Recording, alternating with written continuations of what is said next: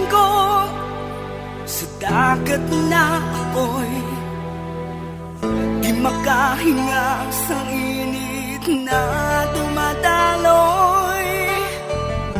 Ialay mo ang bagong pag-asa sa tulad kong nasadlak sa pagkakasala. Provincial Jail, kasaysayan sa mga tinugang ang inakabuhi, naging bahin sang Provincial Jail.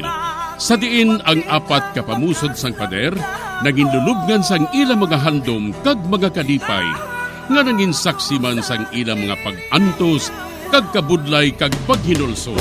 Litong-lito sa nakakabingin ingay, di makatawid sa malawak na lakusan. Ialay mo ang bagong pag-asa sa tulad kong nasadlak sa pagkakasala. Provincial Jail, makig-upod kita sa ila pagpanarambiton, kag makigbahin kita sa ila kalipay, kag pag-antos, nga ilaman na agong sa Provincial Jail.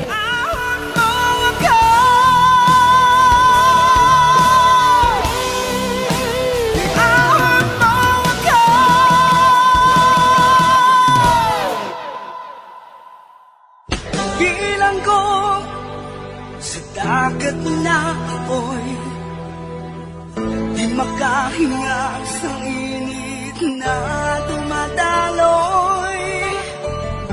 Ialay mo ang bagong pag-asa sa tulad kong nasadlak sa pagkakasala.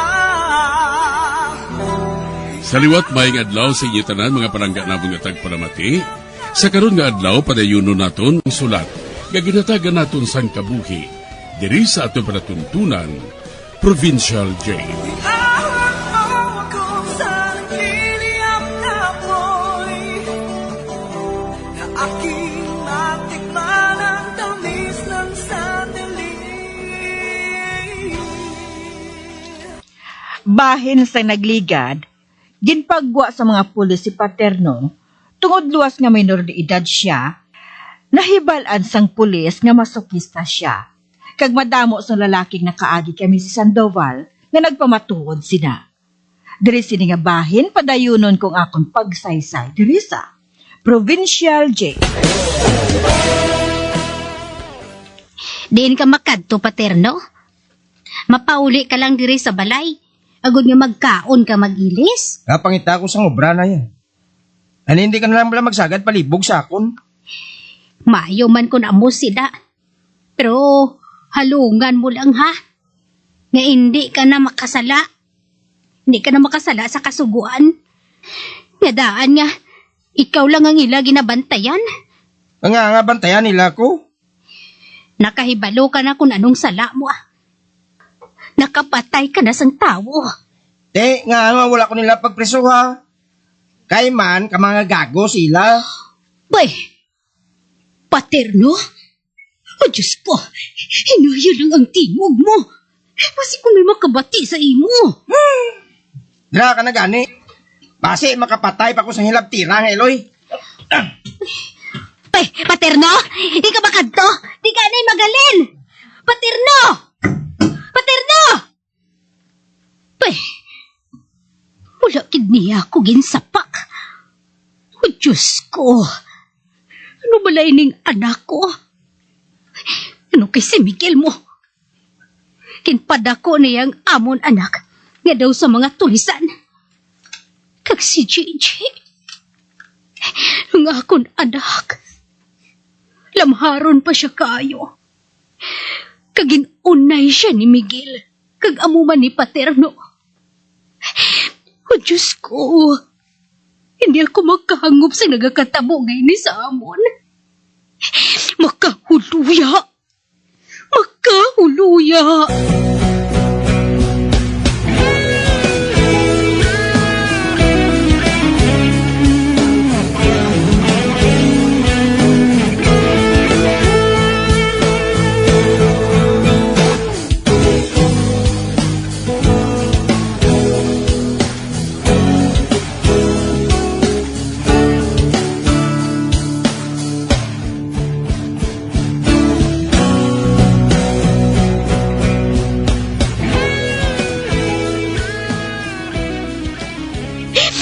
Diyos ko! Siling ko, gid! Siling ko, gid! Oh. Nano ka, suling? Nga nga nagahibi ka, ha? Ha? Wala ka ba na makahibalo? Nadakpan naman si Paterno. Nadakpan sila sa mga pulis nga nagapang-hold up. Nadakpan sila sa Akto Miguel. Kag subong ato sila subong sa prisuhan. Wala na sang balibad ba si Paterno? Ara na siya sa husto nga edad. Gani nga mapriso na siya, Miguel. Ano karon ko mapriso siya? Ha? Makagwa mo na sa gyapon. Kag sa ano siya makagwa dito? Kaya hindi pa matapos na yun ang iyang pagkapriso? Mangita na sa ideya nga makagwa siya. Salamat na niya. Kaya wala siya naghahalong.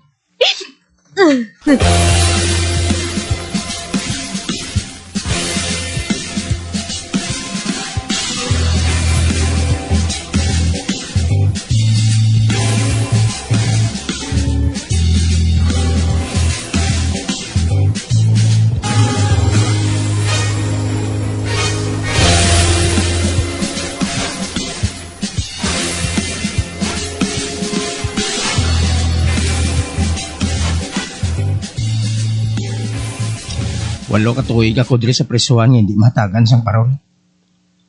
Pero sige lang ah. Hindi ko mapatay diri kag makagwa ko ah. 21 pa lang ko. Kag makagwa na ako sa edad nga 29 anyos. Hindi pa ko tigulang sina. Kag wala sila makaibalo. Nasamtang nagapungko ako nga isanon diri sa akong silda. Madamo na ako sang nahuman nga plano. Plano ko nga buhaton kung makagwa na ako. Oy, Pal! Buhato, may bisita ka. Ato sa balatudan sa bisita para sa mga priso. Oo! Palang panawag nila sa akong diri sa presuhan.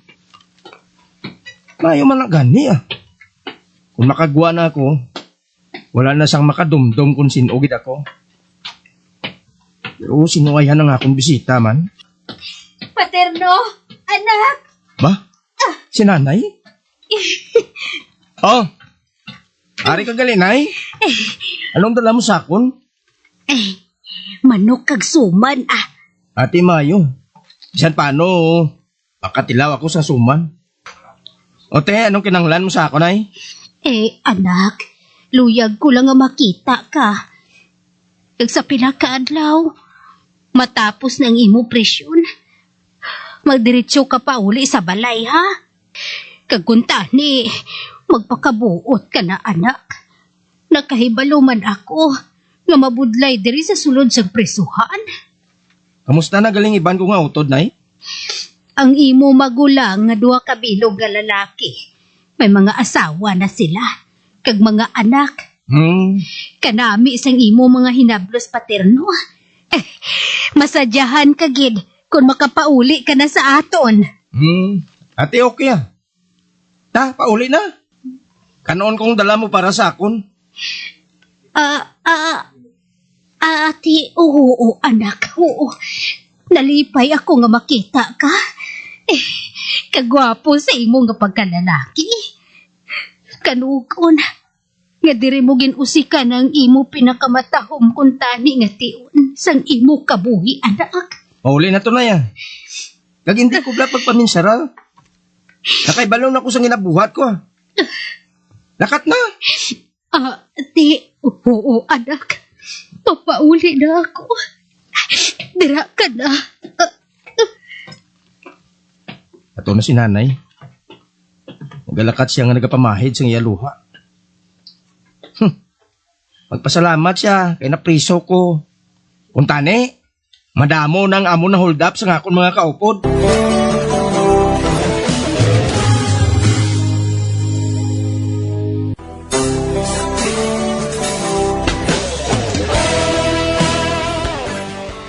Napreso si Paterno sa sala nga pagpangawat. Kag 8 ka tuig ang iyang presyon. Apang sa wala pa ini makagwa, madamo na siya sang plano nga buhaton kung makagwa siya. Kay nanugon siya kuno nga wala siya kuntani na priso madamo na siya sa nakawat. Sa pagpadayon ko pagid, ay, miga soling. Nagapakig-unong ako sa ipo. Ay, salamat, Gidmiga Aida. Sinog maghuna-huna.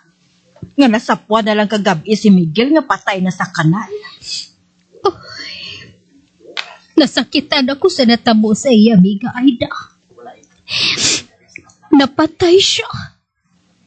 Nga wala makapangayo sang patawad sa mahal nga Diyos. Ay, amo matuod, Miga. Apang, sino ayan ang naglampos sa iya? Nga nabuka gid ang iya nga uluman? Madamo sang atraso si Miguel. Kani madamo sang nagadumot sa iya. Apang ginapaisug-isugan lang niya ang tadaan. Nagalaom siya. Nga madala niya sa pahog ang tanan. Nagsiling ako nga may ara gid nga maisog nga makatalo sa iya. Kag amo gid matuod ang natabo. Ginlampusan siya sa likod. Kag pagkatapos, ginhaboy lang siya sa kanaya. Kung namati lang siya kuntani sa akon, Miga Aida. Apang sabay ko. Nagsunod sa iya si Paterno sang iya batasan. Siya ang maestro mo. Kag subong, ato paghihapon ang amon anak sa prisuan. Miga, hindi mo bala pagpahibalon si Paterno sa natabo sa iyang nga amay? Ay, hindi na. Hindi na maluyag si Paterno nga magbalik pa ako dito. Ginahulat ko na lang ang iya pagpauli diri. Ina, kung makapauli pa siya nga buhi.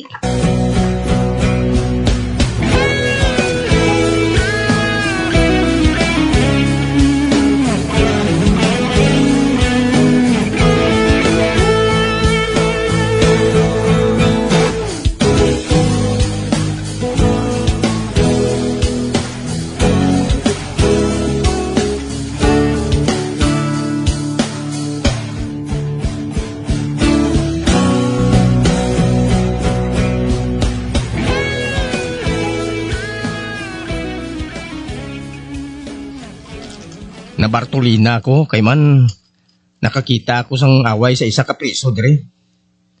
Wala sila makaibalo. Nga ginhungod ko nga patiran siya, good makid. Di wala gid ko magsala. Insumbag niya ako, gani nga nagrambol. Kag bangod nga madamong nakakita nga akong nag-una sa gamo, hindi ako makagwa sa Bartolina sa sulod sa isa ka semana. Dili lang ko mapungko sa higad. Basta nga matapos ang ako niya silot. Luwasin na. Ako pang maninlo sa tanan nga si Ardre. Twa! Ay, tabi ko lang. Wala sila makaibalo. Nasamtang nagaisanon ako. Madamo ako sang nahuman nga plano kung makagwa ako. Mga bueng sila.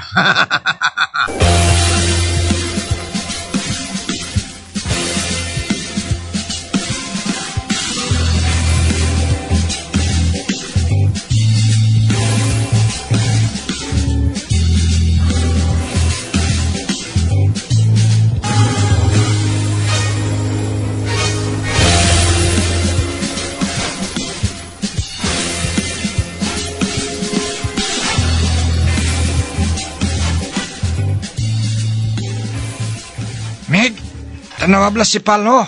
Samtang nagapungkos sa igado. Gakutib-kutib, ya. Basi nagbuang na inak? Oo. Do sa wala siya makakita sa aton nga nagapanilag saya. Anay ka bala. Hoy! Pal! Pal! Laing ged!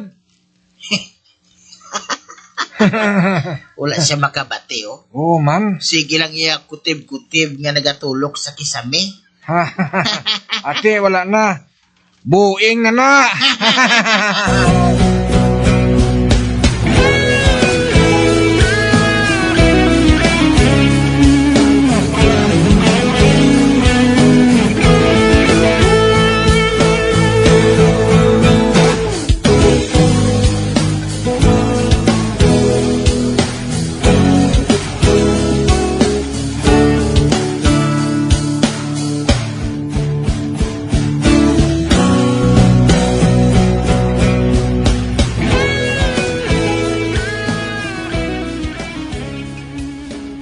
Kung makagwa ko de, muning buhaton ko, wasakon kong taytay sang pier. Tapos, pahalugan kong tuwerka sa mga haligi. Sa sina, kung mag-aging mga tangker, mahulog ini. Kag mapatay ang mga tao nga ara sa pier. Pagkatapos, nakuha ako sang virus, kag isimpon sa mga tubig. Sa sina, maubos patay ang linibo nga mga tao. Kag mga sawa ko sang babae nga may 3 ka mga bata. Kag bulos-bulusan ko sila. Gamiton ko ina sa eskwelahan. Sa ospital. Kag kung madakpan ako, mga siling lang kuya nga amoy ng bunga sang ilang nga pagtratar sa akon dito sa presuan. Ako pa!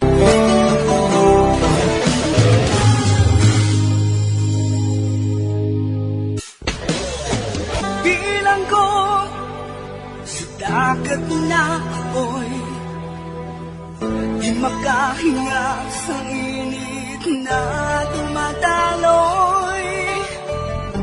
Ialay mo ang bagong pag-asa sa tulad kong nasadlak sa pagkakasala. Magabiyan sundagin ninyo sa pagpamati ang mga kasugpon sang sulat ni aton man ginatagan sang kabuhi diri sa aton platuntunan, Provincial Jail. Kag kami diri sa gihapon wala ginagakalipat sa pagpangagda sa inyo. Gakun kabuman may kasaysayan, ipadala lang diri sa aton platuntunan, Provincial Jail, DYWB, Bombo Radio, Bandalagan, Siyudad Sang Bacolod. Sa direksyon ni Melvin Gatuslao.